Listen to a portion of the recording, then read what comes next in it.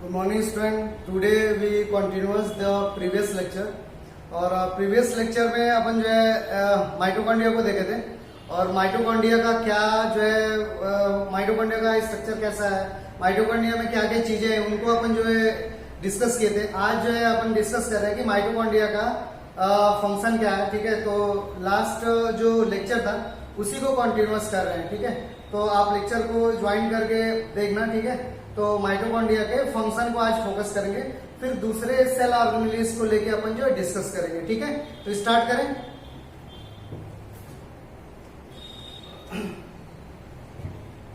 और एक मैं सेल का रफ डायग्राम बना दे रहा हूं, आप उसको नहीं बनाना है। ठीक है, इस तरीके का एक कंडीशन है सेल का। और फिर यहाँ पे न्यूक्लियस होता है, पर कई बार डिस्कस की। और यहाँ पे जेनेटिक मटेरियल वगैरह है, डीएनए। और यहाँ दिस वन इज न्यूक्लियोलस। ठीक है, और इसके सराउंडिंग में क्या लगा हुआ तो अपन बोलते हैं ईआर। और दिस वन इज व्हाट, तो इसको अपन क्या बोलते हैं,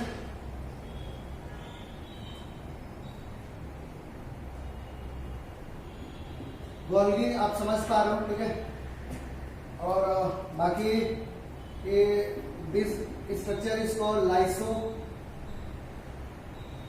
लाइसोसोम। और इसको अपन जो डिस्कस कर लिए। ठीक है, और उसके बाद और कई सारे सेल ऑर्गेनेल्स प्रेजेंट रहते हैं। दिस वन इज, तो दिस वन इज माइटोकॉन्ड्रिया, माइटो। ठीक है, और राइबोसोम वगैरह है, वैक्यूल वगैरह है। इस तरीके का अपन जो है चीजों को डिस्कस किया। This one is cytoplasm.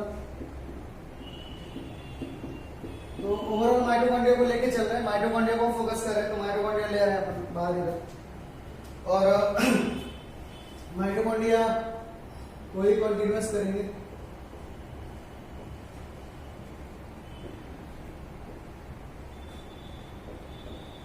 और माइटोकॉन्ड्रिया इंपॉर्टेंट सा सेल ऑर्गेनेल्स है। सबसे ज्यादा बार क्वेश्चन माइटोकॉन्ड्रिया से पूछा है। ठीक है, तो माइटोकॉन्ड्रिया को एकदम क्लियर रखना। अगर क्वेश्चन आ रहा है तो सेल से क्वेश्चन आ रहा है तो माइटोकॉन्ड्रिया से तो 100% क्वेश्चन आएगा। ठीक है, तो माइटोकॉन्ड्रिया काफी इंपॉर्टेंट है। ठीक है, और प्लांट सेल में अगर जाएंगे तो अपन जो है क्लोरोप्लास्ट या प्लास्टिड को डिस्कस करेंगे। ठीक है, तो लेटर ऑन आएगा, पहले अपन जो माइटोकॉन्ड्रिया को कंप्लीट करते हैं। तो आप ध्यान से देखो माइटोकॉन्ड्रिया, थोड़ा मतलब जो है समझने की आप कोशिश करेंगे माइटोकॉन्ड्रिया के फंक्शन वगैरह के बारे में। तो माइटोकॉन्ड्रिया कैसा सेल ऑर्गेनेल्स है, सिंगल मेम्ब्रेन या डबल मेम्ब्रेन बाउंड, तो अपन बोलेंगे double membrane bound cell organelles है। ठीक है, ये सब अपन कर लिए थे, कौन डिस्कवर किया, क्या मतलब कौन सा फीचर है, क्रिस्टी कहाँ पे है, ये सब जो अपन डिस्कस कर लिए। ठीक है, इनर माइटोकॉन्ड्रियल स्पेस क्या है,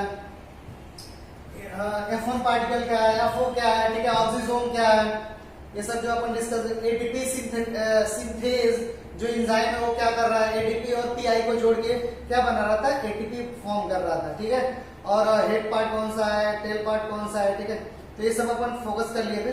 देखेंगे कैसे एटीपी जनरेट हो रहा है, कैसे डेवलप हो रहा है। ठीक है, तो देखेंगे एक मैं फिर जो है डायग्राम बना रहा हूं माइटोकॉन्ड्रिया का। ठीक है, फिर जो भी कुछ पॉइंट है माइटोकॉन्ड्रिया से रिलेटेड और मतलब जो फंक्शनिंग है उसको लिख लेंगे। ठीक है, जो भी जैसे माइटोकॉन्ड्रिया के अंदर क्या चलता है, क्रेब साइकिल चलता है। ठीक है, क्रेब साइकिल आप में नहीं है, 9th में है। ठीक है, तो वहां पे अपन करेंगे क्रेब साइकिल, लेकिन पॉइंट करके लिख लेंगे अभी थोड़ा रुक के। ठीक है, तो देखते हैं स्टूडेंट, यहाँ पे दिस वन इज माइटोकॉन्ड्रिया।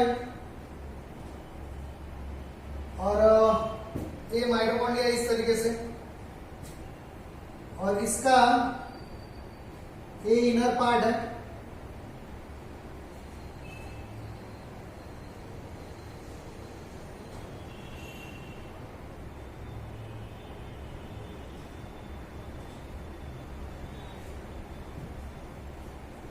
ठीक है, यहां पे भी अपन क्रिस्टी डेवलप करा दे रहे हैं। तो कुछ इस तरीके से अपन जो है लास्ट क्लास में बनाए थे माइटोकॉन्ड्रिया को। ठीक है, और this one is what, outer membrane of mitochondria, outer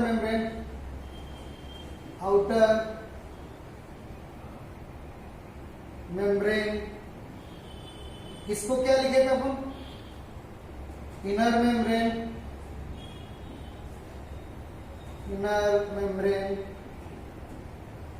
ठीक है, ज्यादा नहीं लिखेंगे, नहीं डायग्राम फिर मतलब वही है, ठीक है। और इस दो मेम्ब्रेन के बीच का जो स्पेस है उसको क्या बोल रहे हैं, तो अपन बोल रहे हो peri mitochondrial space, this one is peri mitochondrial, ये अपन लिख चुके हैं, पेरी माइटोकॉन्ड्रियल स्पेस बोल रहे हैं। अगर कोई न्यू स्टूडेंट है तो प्रीवियस लेक्चर को ज्वाइन करेगा, ठीक है, क्योंकि अपन जो है कुछ चीजें माइटोकॉन्ड्रिया के बारे में प्रीवियस लेक्चर में डिस्कस किए थे, ठीक है। तो यहाँ से अपन, आप कोई न्यू स्टूडेंट है यहाँ से अगर स्टार्ट करेगा तो थोड़ा सा दिक्कत होगा, ठीक है। और एक इस तरीके का स्ट्रक्चर यहाँ पे डस्ट पार्टिकल था, और डस्ट पार्टिकल को स्टूडेंट अपन बना रहे हैं तो इस तरीके से आ रहा है, और इस तरीके का पार्ट है, एक हेड पार्ट है, और दूसरा जो है इस तरीके का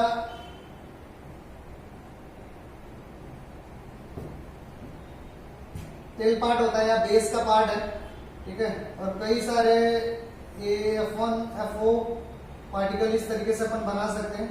और कहाँ पे प्रेजेंट है, आउटर मेम्ब्रेन पे या इनर मेम्ब्रेन पे, तो यहाँ पे क्वेश्चन देख लो, जो F1 FO पार्टिकल है कहाँ पे प्रेजेंट है, तो अपन बोलते हैं इनर मेम्ब्रेन पे प्रेजेंट है, ठीक है, इतना क्लियर हुआ। उसके बाद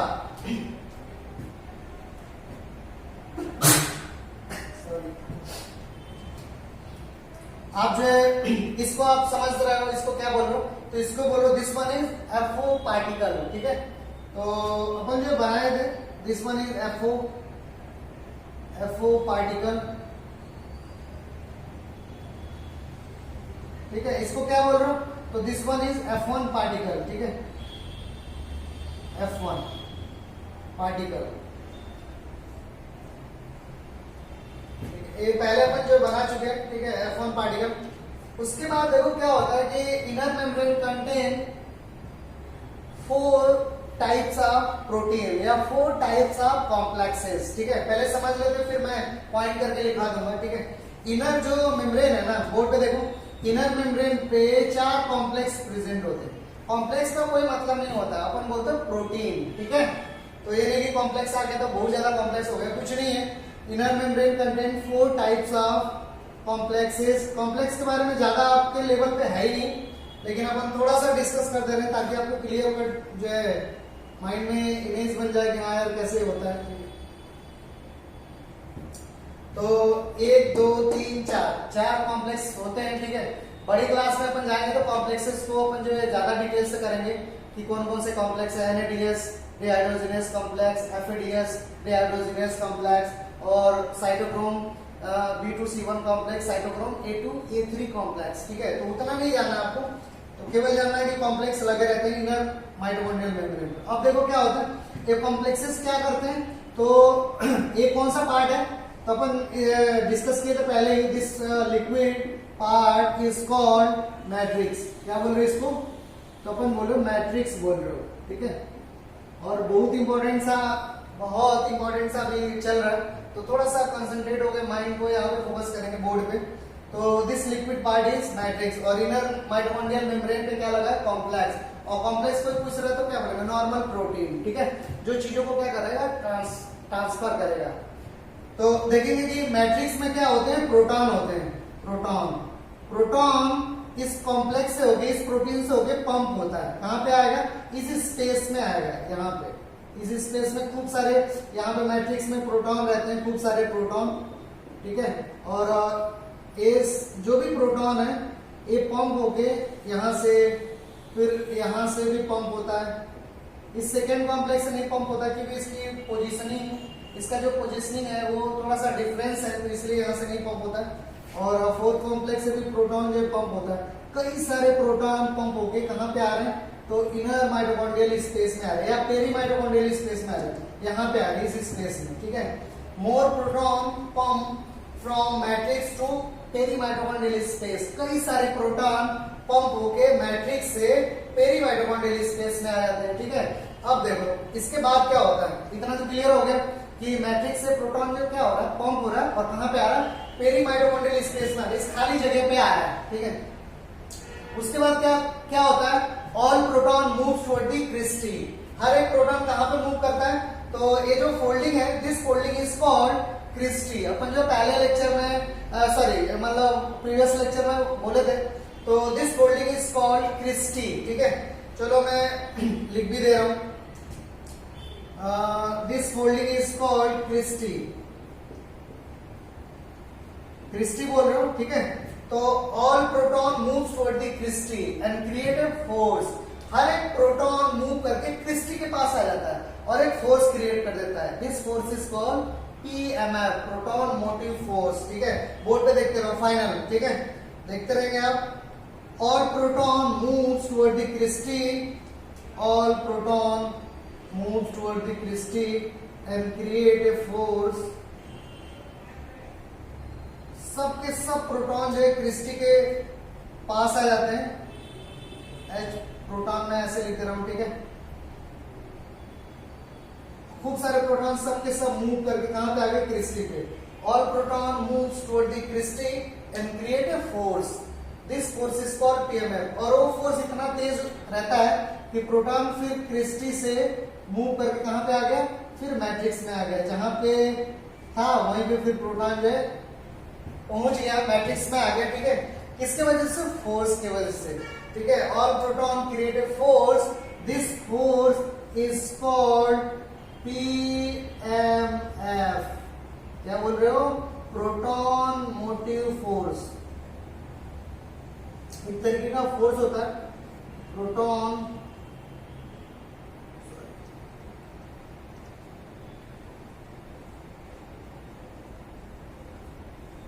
प्रोटॉन मोटिव फोर्स, एक तरीके का फोर्स है जिसके वजह से प्रोटॉन क्या करता है, मैट्रिक्स में इंटर कर जाता है, और जैसे मैट्रिक्स में इंटर करेगा उसी मिड में देखो क्या होता है, उसी मिड में उसी टाइम पे A D P plus P I जुड़ के आपस में क्या बना लेता है, तो अपन बोलते हो क्या फॉर्म किया, तो बोल रहे हो एटीपी, एनर्जी फॉर्म किया, एटीपी, और एटीपी क्या है, तो अपन बोल रहे हो इट इज एनर्जी, ठीक है।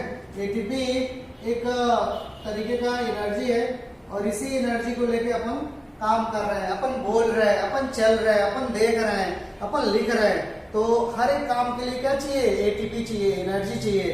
तो एटीपी कैसे डेवलप हुआ, तो आप समझ पा रहे हो कि एटीपी और पीआई आपस में ज्वाइंट होके और क्या फॉर्म कर लेता है, एटीपी, और इसी एटीपी को अपन क्या करते हैं, यूज करते हैं। हम लोग का पूरा जो बॉडी है ना, बॉडी के जो भी सेल है, पूरा मतलब बॉडी के जो भी सेल है, छोटे बड़े जो भी सेल है, सब के सब जो है एटीपी को क्या करते हैं, यूटिलाइज करते हैं, और सब में प्रोसेस चलता रहता है। अगर ये प्रोसेस नहीं हुआ ना, तो हम लोग एक कदम भी नहीं चल पाएंगे, ठीक है, और हम लोग देख नहीं पाएंगे, और हम लोग मतलब ऑलमोस्ट कुछ नहीं कर पाएंगे, ठीक है। तो एनर्जी जरूरी है, और कैसे एनर्जी बन रहा है, तो एडीपी और पीआई के मिलने से एनर्जी बन रहा है। कब बना, जब प्रोटॉन क्रिस्टी से होके एक फोर्स के अकॉर्डिंग अंदर की ओर मूव किया प्रोटॉन, यहाँ पे उसी मिड में एडीपी और पीआई आपस में जुड़ के क्या बना लिए, एटीपी, ठीक है। और अपन जो प्रीवियस लेक्चर में बोले थे, यहाँ पे एक एंजाइम काम करता है, उस एंजाइम का नाम क्या बोले थे बेटा, तो अपन बोले थे एटीपी सिंथेज, क्या बोले थे, एटीपी सिंथेज। अपन प्रीवियस लेक्चर में लिखे, यहाँ पे नहीं लिख रहे हैं, डायग्राम जो है गंदा हो जाएगा, ठीक है। तो एटीपी एनर्जी के फॉर्म में डेवलप, एटीपी एक तरीके का एनर्जी है, उसको अपन क्या करते हैं, यूटिलाइज करते हैं। और कैसे डेवलप हो रहा है आपके सामने है, माइटोकॉन्ड्रिया बार बार एनर्जी जो है डेवलप करके देता है, so it's called power house of cell, ठीक है। इसीलिए अपन जो है माइटोकॉन्ड्रिया को क्या बोलते हो, पावर हाउस ऑफ सेल, ठीक है। क्लियर हुआ। अगर कोई बोले why it's called power house of cell, mitochondria को पावर हाउस क्यों बोल रहे हो, तो अपन बोलेंगे mitochondria form ATP, so again and again due to transport of proton, so it's called powerhouse of cell, ठीक है। अपन बोलेंगे कि माइटोकॉन्ड्रिया बार बार एटीपी डेवलप कराता है, ठीक है, और एटीपी क्या होता है, एनर्जी होता है, और इसीलिए माइटोकॉन्ड्रिया को अपन बोलते हैं पावर हाउस ऑफ सेल, ठीक है। जैसे पावर हाउस में क्या होता है, मतलब अगर अपन इलेक्ट्रिसिटी की बात करें, जो पावर हाउस है, तो वहां पे क्या होता है, इलेक्ट्रिसिटी जनरेट होता है, ठीक है। इलेक्ट्रिसिटी भी क्या है, एक तरीके का एनर्जी है, ठीक है। और तो वहां पे भी एनर्जी डेवलप हो रहा है, ठीक है, और यहाँ पे भी एनर्जी डेवलप हो रहा है, इसीलिए अपन बोल रहे हो इसको भी उससे कोरिलेट करके बोले पावर हाउस। केवल आपको कोई बोलेगा माइटोकॉन्ड्रिया को पावर हाउस क्यों बोल रहे हो, तो आप बोलेंगे कि माइटोकॉन्ड्रिया में बार बार एटीपी डेवलप होता रहता है, और एटीपी क्या होता है, एनर्जी होता है, इसीलिए माइटोकॉन्ड्रिया को क्या बोलते हो, पावर हाउस, ठीक है।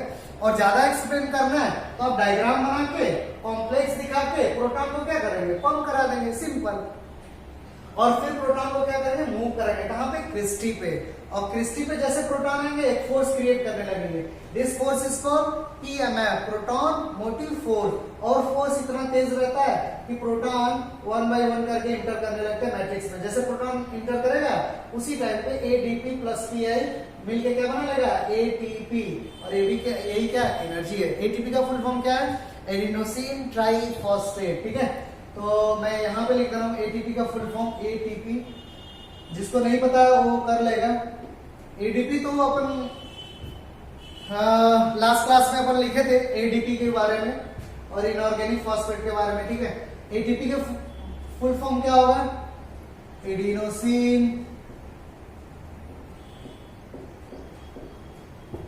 ट्राइफॉस्फेट,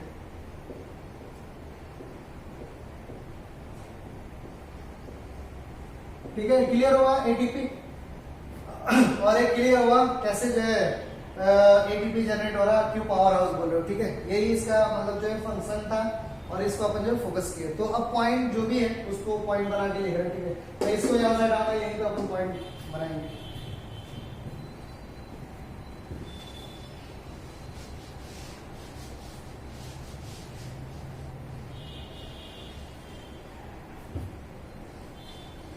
इन लोगों में तो मैं थोड़ा हटा रहा हूँ यहाँ से।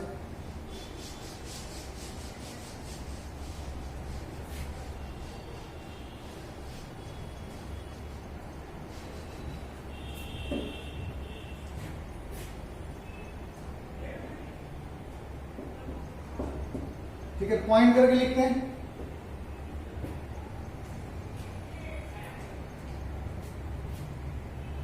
Inner membrane contain 4 complexes, inner mitochondrial membrane, point लिखिए, inner mitochondrial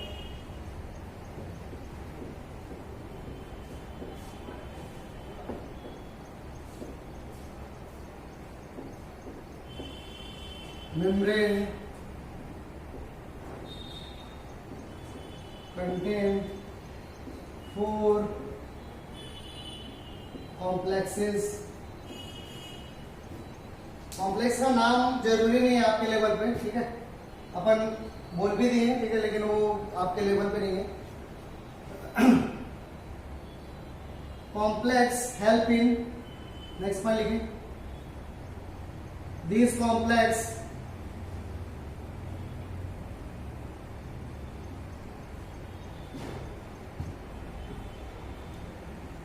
help in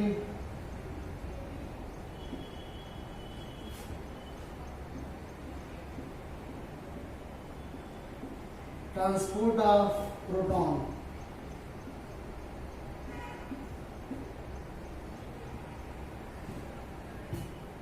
transport of proton in perimitochondrial space, mitochondrial space, ठीक है। समझ में आ रहा है। कॉम्प्लेक्सेस क्या करते हैं, प्रोटॉन को पेरीमाइटोकॉन्ड्रियल स्पेस में ट्रांसपोर्ट करते रहते हैं। अब अपन डायरेक्ट लिख रहे हैं और स्पेस में आ गया ना, इस खाली जगह पे आ गया प्रोटॉन, तो क्या कर रहा है, क्रिस्टी के साइड में मूव करेगा। All proton moves toward the Christie,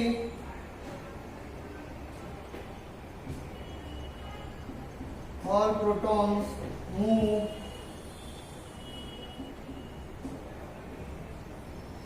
towards Christie and create a force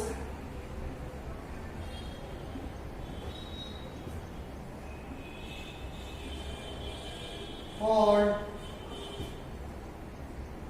PMF, proton motive force. मैं यहाँ पे फुल फॉर्म लिखा हूं।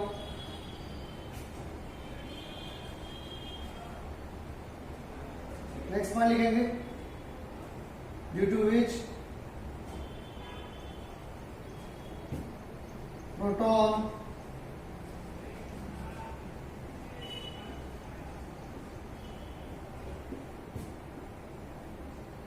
move inside of matrix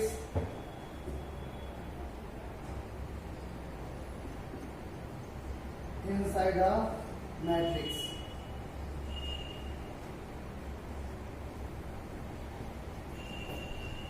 next point लिखेंगे,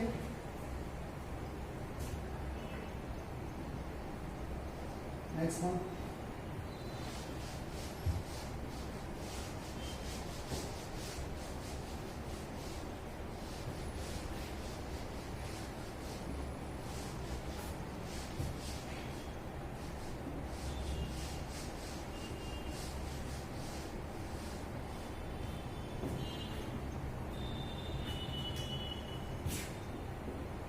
when proton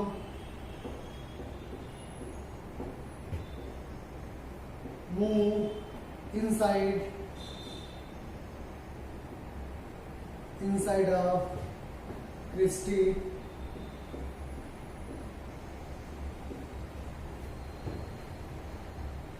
when proton move inside of crystal, at that time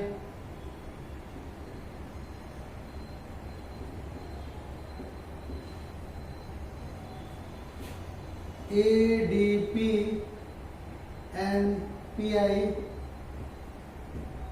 form ATP, और ATP क्या है, energy, form ATP with the help of enzyme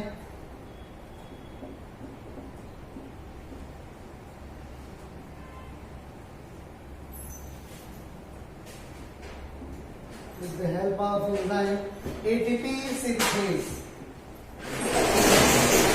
ATP synthase।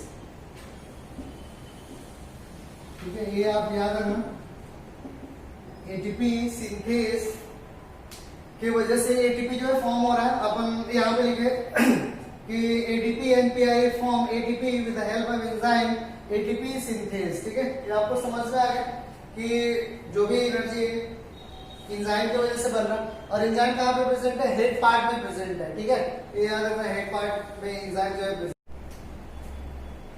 ATP generate in mitochondria, so it's called, so mitochondria is called powerhouse of cell। इसी point को, final point को लिखते हैं,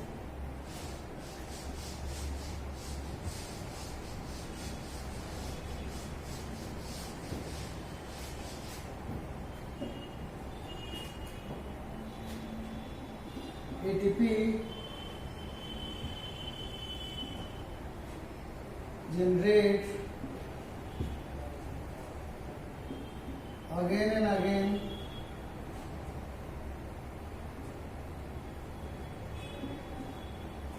in mitochondria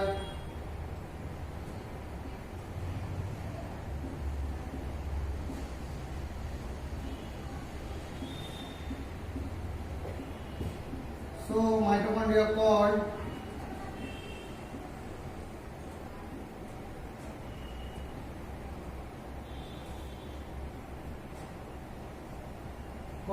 powerhouse of cell।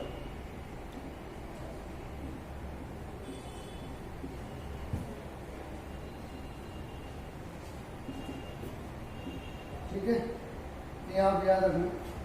और काफी important mitochondria आपको समझ में भी आया होगा 100% कि कैसे जो है एटीपी फॉर्म हो रहा है। इतना डिटेल से आपके बुक वगैरह में नहीं है, ठीक है, लेकिन यहाँ पे रियलिटी आपको समझ में आएगा कि हाँ यार कैसे एटीपी जो है फॉर्म हो रहा है। ठीक है, तो इसीलिए अपन जो है पावर हाउस ऑफ सेल बोल रहे हैं। सेल का पावर हाउस, सेल का ऐसा पार्ट जो एनर्जी डेवलप करके दे, इसीलिए पावर हाउस बोल रहे। ठीक है, इतना क्लियर होगा। दूसरा और क्या क्या माइटोकॉन्ड्रिया में होता है, ठीक है, तो देखते हैं माइटोकॉन्ड्रिया में एक प्रोसेस चलता है, माइटोकॉन्ड्रिया के ऑलमोस्ट यहाँ पे मैट्रिक्स में एक प्रोसेस चलता है, उसको बोलते हो क्रेब साइकिल, ठीक है। तो ये तो हो गया माइटोकॉन्ड्रिया के फंक्शन के बारे में, और क्या क्या और माइटोकॉन्ड्रिया का प्रॉपर्टी है उसको अपन जो देख लेते हैं, ठीक है। लिखेंगे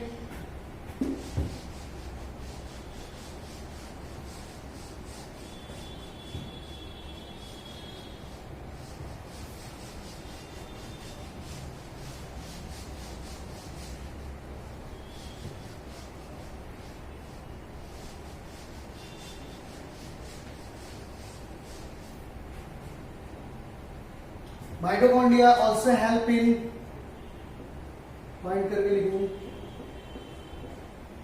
mitochondria also help in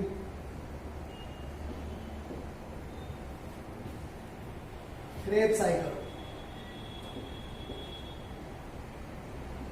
Krebs cycle एक प्रोसेस है, आप केवल इतना याद रखना, ठीक है। दूसरा एक और पॉइंट है, इलेक्ट्रॉन ट्रांसपोर्ट सिस्टम माइटोकॉन्ड्रिया में चलता है, ठीक है। तो उसी को लिख लें, electron transport system take place in mitochondria. Electron transport system को अपन ईटीएस लिख रहे हैं, ईटीएस, इसका फुल फॉर्म क्या हुआ, इलेक्ट्रॉन ट्रांसपोर्ट सिस्टम।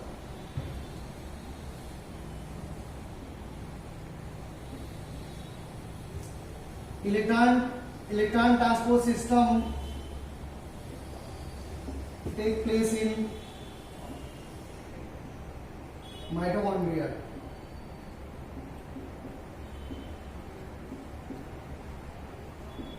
ठीक है, क्रेब साइकिल भी कहां पे हो रहा है, माइटोकॉन्ड्रिया में हो रहा है, और इलेक्ट्रॉन ट्रांसपोर्ट सिस्टम ईटीएस भी कहां पे हो रहा है, तो अपन बोल रहे हो माइटोकॉन्ड्रिया में हो रहा है, ठीक है। और मैं पहले ही लेक्चर में बताया था, मतलब प्रीवियस लेक्चर में जब माइटोकॉन्ड्रिया स्टार्ट हुआ था, कि माइटोकॉन्ड्रिया का शेप, साइज, नंबर वेरी करता है। जो पार्ट जितना ज्यादा फंक्शन करेगा उसमें माइटोकॉन्ड्रिया का नंबर उतना ज्यादा रहेगा। और माइटोकॉन्ड्रिया का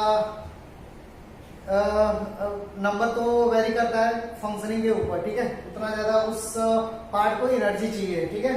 तो ये भी क्वेश्चन है। और माइटोकॉन्ड्रिया में क्रेब साइकिल चलता है, माइटोकॉन्ड्रिया में इलेक्ट्रॉन ट्रांसपोर्ट सिस्टम चलता है, ठीक है। तो ये प्रोसेस जो है बीटा ऑक्सीडेशन भी होता है, लेकिन वो नहीं लिख रहा हूँ, इतना इंपॉर्टेंट है, ठीक है। तो ओवरऑल माइटोकॉन्ड्रिया को अपन कंप्लीट किए, ठीक है। माइटोकॉन्ड्रिया में कई सारे इंपॉर्टेंट पॉइंट थे, प्रोकैरियोटिक एनर्जी है, डबल स्टैंडर्ड सर्कुलर डीएनए मिल रहा है, ठीक है, और 70 राइबोसोम मिल रहा है।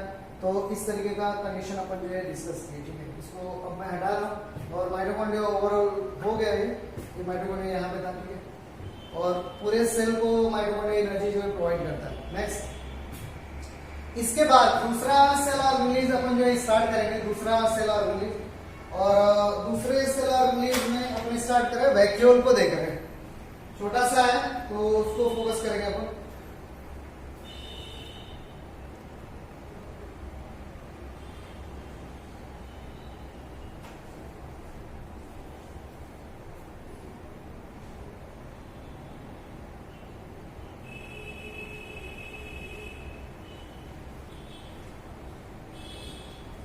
नेक्स्ट अपन हेडिंग डालेंगे वैक्यूल, ठीक है। तो तीनों को अपन हटा है। वैक्यूल सिंपल सा है,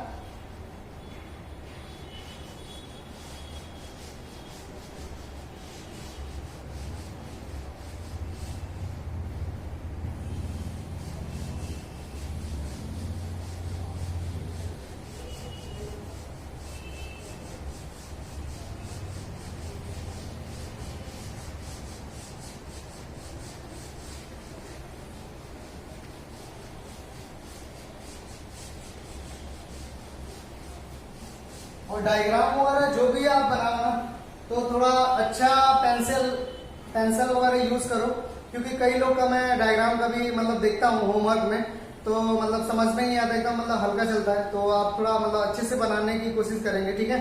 डायग्राम जो भी बन रहा है वो मतलब थोड़ा प्रोमिनेंट बने, ठीक है, ताकि आपको मतलब हर जगह फिर बार बार पढ़ने का मन करे और आप क्वेश्चन भी अच्छे से निकाल पाए।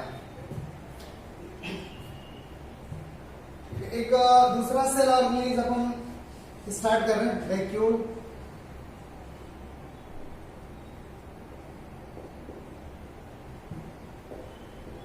वैक्यूल अपन लेके चल रहे हैं, ठीक है। लिखेंगे पॉइंट करके वैक्यूल, और मैं यहाँ पे वैक्यूल बना हूँ, ये रेड कलर से जो छोटा छोटा पार्ट है इसको अपन जो वैक्यूल बनाए, ठीक है। तो लिखेंगे वैक्यूल में it is single membrane bound cell organelle.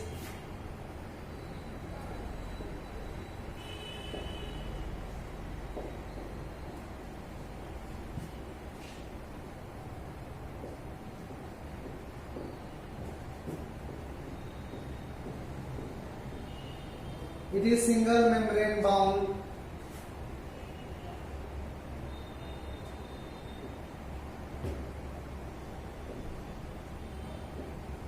cell organelles.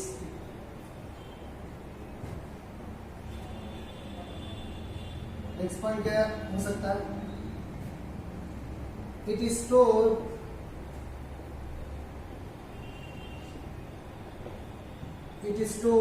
Water, क्या क्या स्टोर करता है?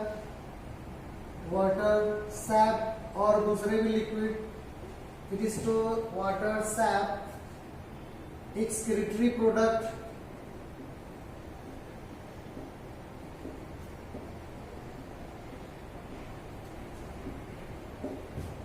And other unuseful material of cell and other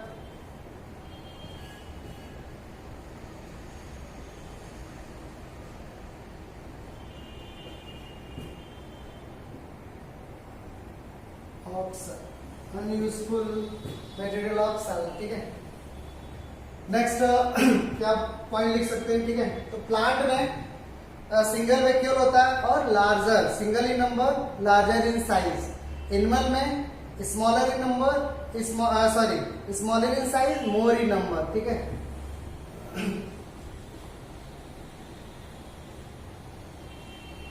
in plant cell it is single in number,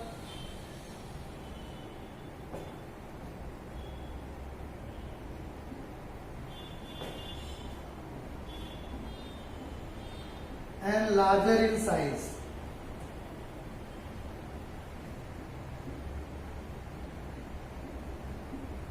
ठीक है।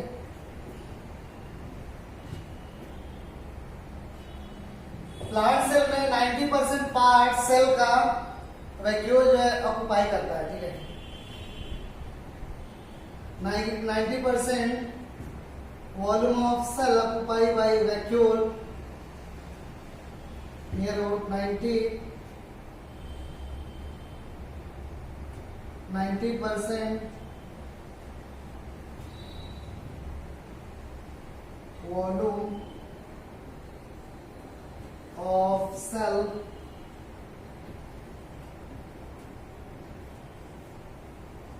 occupied by vacuole,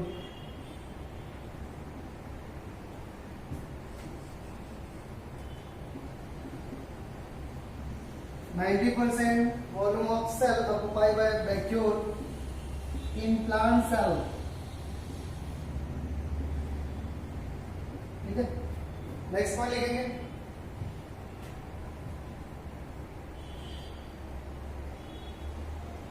in plant cell, in plant membrane of vacuole is called in plant membrane of vacuole is called tonoplast। ये question बार बार पूछा है, कोई exam रहा है, ये question बार बार पूछा है। टोनोप्लास्ट किसके मेम्ब्रेन को बोलते हो? तो वैक्यूल के मेम्ब्रेन को क्या बोलते हो? टोनोप्लास्ट, ठीक है। क्या बोलो? टोनोप्लास्ट। नेक्स्ट लिखेंगे इन animal cell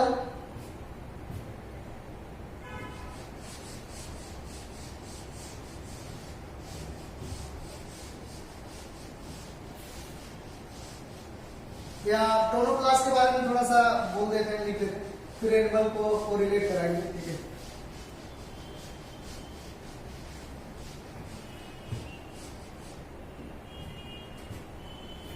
tonoplast help in transport of material.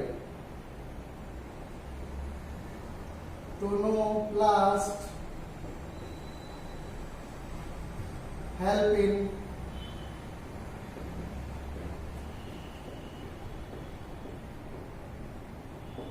transport of ions and other material।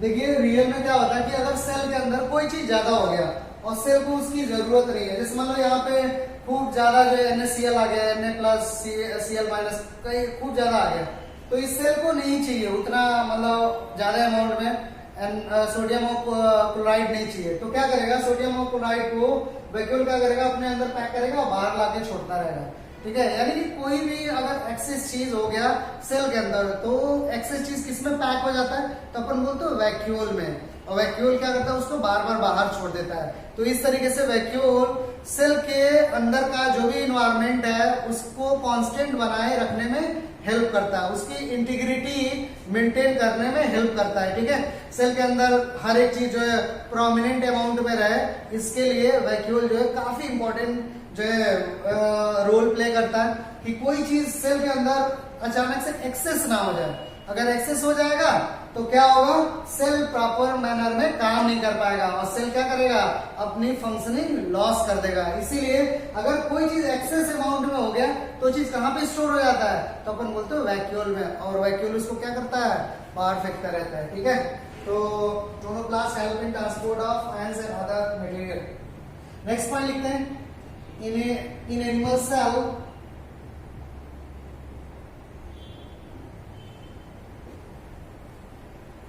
vacuole is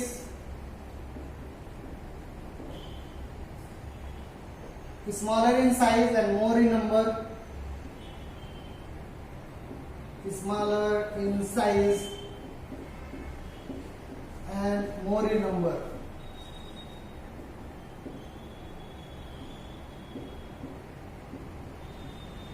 ठीक है। तो ये आप याद रखना। Various type of vacuole is reported। Next point लिखो, various type of vacuole is reported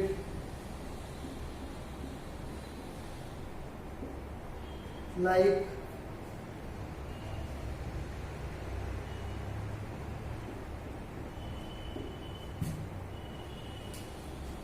कौन सा वैक्यूल बोल रहे हो, तो अपन बोलते हो contractile vacuole.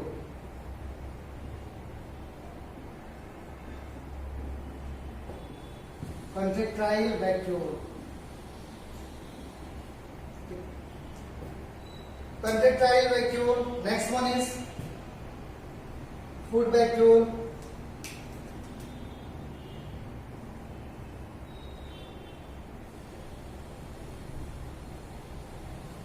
Last one is gas vacuole।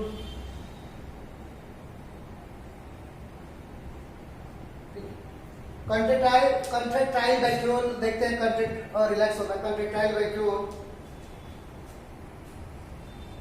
कहां पे मिल रहा है, कंट्रेक्टाइल वैक्यूल एग्जांपल कहां पे लिखेंगे, तो अमीबा लिखेंगे, अमीबा में।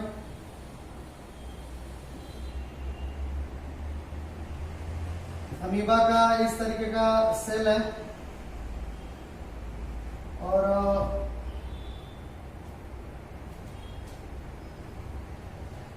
ये जो वैक्यूल होगा, this one is contractile vacuole.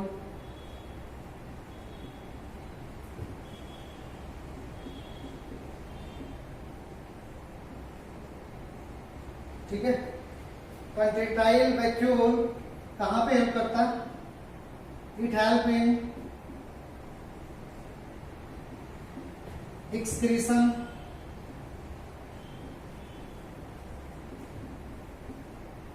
Excretion में हेल्प करता है, जो भी अनडाइजेस्टेड चीजें उनको बाहर ले जाके छोड़ता है एक्सक्रीशन में, फिर जो इसीलिए कंटिनेंटल वैक्यूल बोलो, अमीबा वगैरह में मिल रहा है, ठीक है। फूड वैक्यूल, देखो फूड वैक्यूल एक कई सारे ऑर्गेनिज्म में मिलता है फूड वैक्यूल, ठीक है। तो it reported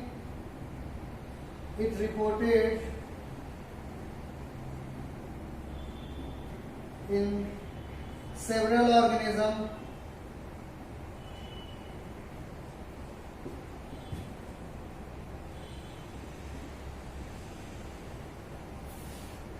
like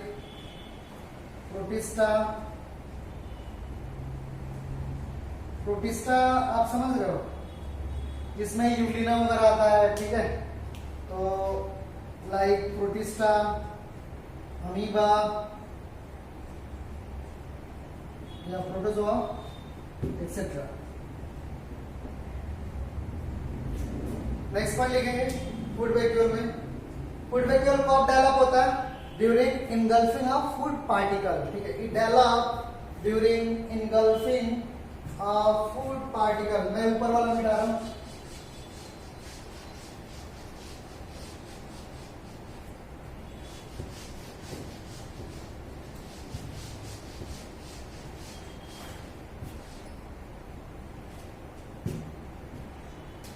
food vacuole को ये ऊपर कॉन्टिन्यूअस कर रहे हैं। Develop during engulfing food particle,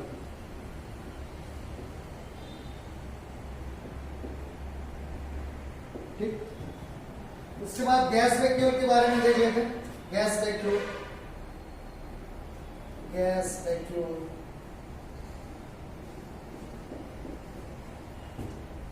it is reported in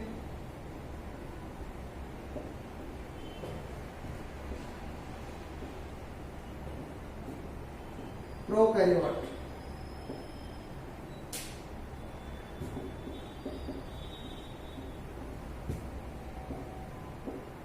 It is reported in prokaryotic organism.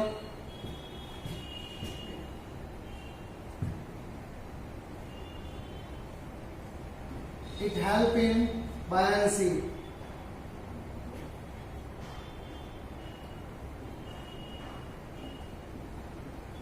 Buoyancy का मीन्स होता है फ्लोट करना, ऐसे तैरना, ठीक है। तो बायंसी में हेल्प करता है। इट हेल्प इन बायंसी, या इसी को क्या लिख सकते हैं? फ्लोटिंग, ठीक है। तो क्लियर रखना, इट हेल्प इन बायंसी, ठीक है। तो गैस वैक्यूल पे ज्यादा कुछ नहीं। तो इस तरीके से ऑलमोस्ट अपन जो वैक्यूल के बारे में देखें, ठीक है। और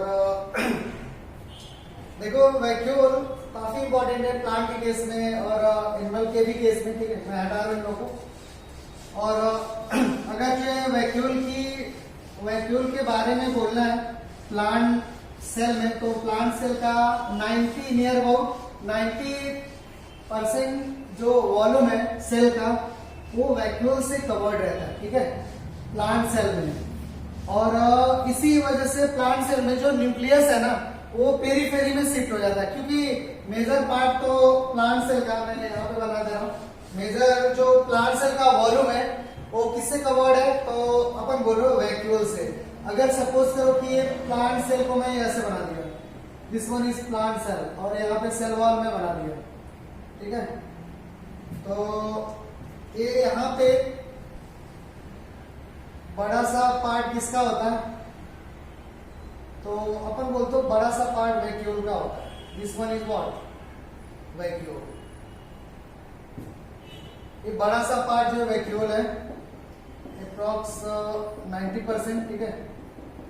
और साइटोप्लाज्म का छोटा सा पार्ट बच जाता है और ये न्यूक्लियस वगैरह है। तो एक डिफरेंस हुआ कि प्लांट में जो न्यूक्लियस वगैरह रहता है वो कहाँ पे रहता है? तो अपन बोलते हैं पेरीफेरी में रहता है, साइड में रहता है, किनारे पे रहता है। क्यों रहता है? क्योंकि लार्जर वैक्यूल की वजह से, ठीक है।